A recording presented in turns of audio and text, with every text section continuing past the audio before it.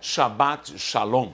A palavra Shabbat significa descanso, traduzido como feriado, uma parada para descansar. E Shalom significa paz, harmonia, algo pleno. Então Shabbat Shalom significa um Shabbat em harmonia, em paz. Quando vai entardecer, está entardecendo ali no Yom Shishi, que é a sexta-feira, Yom Shishi é sexta-feira, já começa o Shabbat e vai até o entardecer do próprio Shabbat. É uma parada para que se revejam princípios santos segundo a ordenança do próprio Eterno. Os judeus fielmente cumprem o Shabbat. As pessoas me perguntam, Natanael, agora que nós estamos em Cristo, devemos cumprir a legalidade do Shabbat? Precisamos cumprir? E eu digo, olha, o princípio do Shabbat é algo, logicamente, a essência, o conteúdo, o propósito, é algo divino, porque o Eterno não quer que o homem esteja nas suas tarefas humanas corriqueiras do dia a dia, trabalhando de segunda a segunda, ou de domingo a domingo. Não, deve haver um momento para parar um dia, para santificar-se diante de Deus, estar com a família, estar em harmonia, para a oração. Esse é um princípio santo. O problema é que muitas pessoas se tornam religiosas, a bendita religiosidade, onde as pessoas começam a pegar o dogma, idolatrar o dogma e se tornam juízes e condenam e apontam quem faz ou quem não faz. Isso pode acontecer com qualquer mandamento, com qualquer um dos preceitos do Eterno, e eu posso me tornar uma pessoa religiosa, farisaica, e estar guardando qualquer dogma, não só o Shabbat, mas qualquer dogma, para tentar demonstrar que eu sou um fiel e normalmente apontar os outros. O que mais tem nas minhas redes sociais, gente se comunicando às vezes, me perguntando, pode ou não pode isso? Deve usar isso, não deve usar isso? Guarda isso, não guarda isso? Isso aí é do Antigo Testamento ou do Novo Testamento? E começam as questões. E as pessoas se esquecem de ser adoradores em espírito e verdade. A própria samaritana, ali em João 4, a primeira coisa que fez quando Yeshua falou com ela foi apresentar a dogmática religiosa. Tu, um judeu, falando com uma samaritana, depois vem a questão da adoração. Vocês falam que devem adorar em Jerusalém, nós falamos que é no Monte Gerizim. Qual é o certo? E Yeshua fala, veja lá em João 4, quando ele diz, chegou a hora dos verdadeiros adoradores que adorarão o Pai em espírito e verdade, fora da dogmática religiosa. E nós vamos ver muitos fariseus acusando até hoje, apontando. Isso aconteceu já no passado. Se você vê em Mateus, certa feita em Mateus, capítulo 12, você vai ver que os discípulos estão com fome num dia de Shabat. Pode ver Mateus 12. E eles entram ali e começam a pegar trigo, e começam a torrar o trigo e comer. O trigo se torrava na hora e se comia para quem estava com fome. Imagina a tarefa de ir lá na lavoura, ir lá e pegar trigo. E os fariseus ficaram endemoniados, falaram, olha, teus discípulos fazem isso, não é lícito no Shabat. E o próprio Jesus fala, vocês não lembram quando Davi entrou no templo e pegou seus homens e comeram dos pães da proposição? Isso não era lícito. Ele está dizendo, por que isso foi permitido? Ele também falou, se você não sabe que os próprios sacerdotes, eles, entre aspas, profanam no sábado quando eles sacrificam, porque lá em Números 28, do 9 ao 10, está escrito de que há um sacrifício feito no próprio Shabat. E ele disse, olha, eu sou maior do que o templo, qualquer ritualística que se faça nessa dogmática da lei, não pode ser maior do que eu, do que mim. Então nós precisamos entender que a quem nós devemos agradar a Deus em espírito e em verdade. Então há pessoas que entram nessas questões religiosas para poder aparentar, para poder acusar e para normalmente condenar pessoas. Aí começa o grande problema. Aí começa a história do pode, não pode. Não, adore a Deus em espírito e verdade. Entenda princípios gloriosos que são princípios santos. E esse princípio do Shabat, descanso, você sabia, por exemplo, que há Shabat no meio da semana? Não comece a idolatrar o sábado não, porque há Shabat no meio da semana, há Shabat, que são na terça, na quarta, na quinta, na segunda. Isso é descanso. Há festas que são feitas no meio da semana e são dias que descanso, é feriado. Então nós vamos ver essa palavra Shabbat, Shabbat, que seria essa parada para descansar, rever, estar alinhado com Deus e parar um pouco do cotidiano humano para estar a contas com Deus, para estar vendo princípios, para estar em harmonia com Deus, com a própria família, eu com a minha esposa, meus filhos, enfim, estar segundo os preceitos santos do Senhor. Alguém que me pergunta, eu posso fazer um Shabat parar, que não seja exatamente no sábado? Querido, você adora a Deus em espírito e verdade.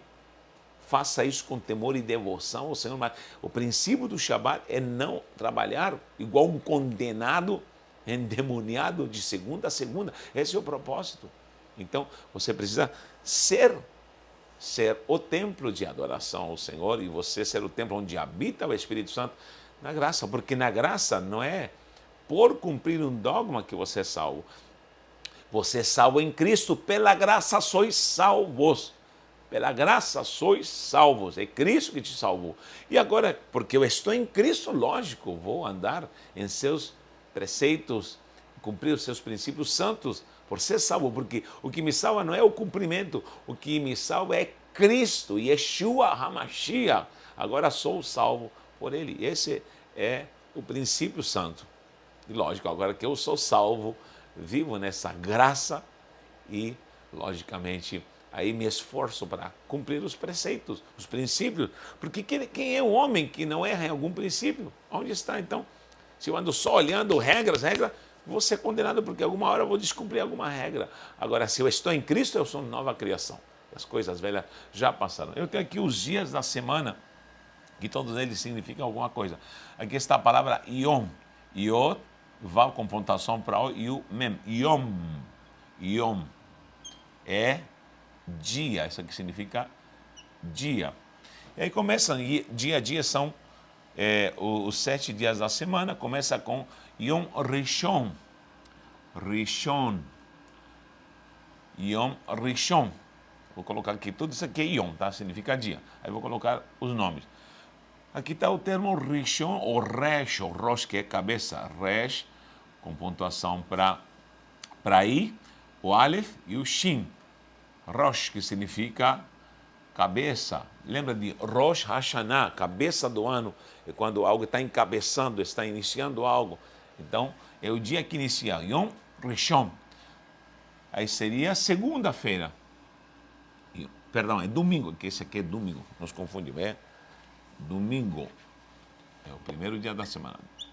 Yom Rishon é o primeiro dia que inicia. Aqui temos Yom Sheni. Yom Sheni, que seria, aí sim, segunda-feira. Temos o terceiro dia, que seria Yom Shlishi. De Shalosh. Shalosh é 3. Shalosh é 3. Então, Shlishi é o terceiro dia. Shlishi, terça. Aqui, Shlishi. Shin, Lamed, Yod, Shin, Yod. Aqui, Yom Revi'i. Revi'i. Revi'i. Que seria quarta. Estou a abreviação, tá bom? Temos Yom Revi'i, que é quarta. Quinta, Yom Hamishi. Het é Hamishi, que é quinta. Como eu falei, Yom Shishi, que seria dia sexto. Shishi. Engraçado, né? Shishi, que seria sexta. Aqui, no entardecer de Yom Shishi, começa o Shabbat.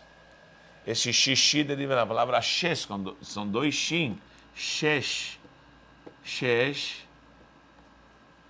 que significa 6.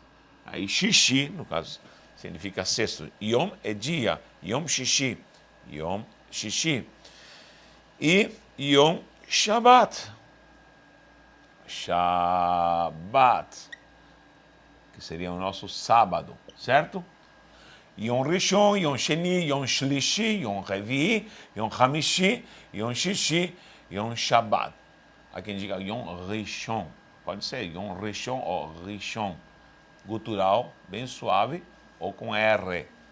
Yom Sheni, Yom Shlishi, Yom Revi, Yom que é Het. Hamishi, Yom Shishi e Shabbat. Isso aqui é o que? É Shavua. Shavua é o que? Uma semana. Shavua, logicamente, vai formatar uma palavra que é Shin Vet Ain. Shin Vet Ain. Shavua, que também serve para aqui é Shavua, Shavua, que seria semana. Só que essa palavra Shavua deriva da palavra Sheva, que também se escreve, só muda as pontuações. Sheva, que é 7. E essa palavra também serve para perfeição, perfeição, algo completo, pleno, completo, algo pleno.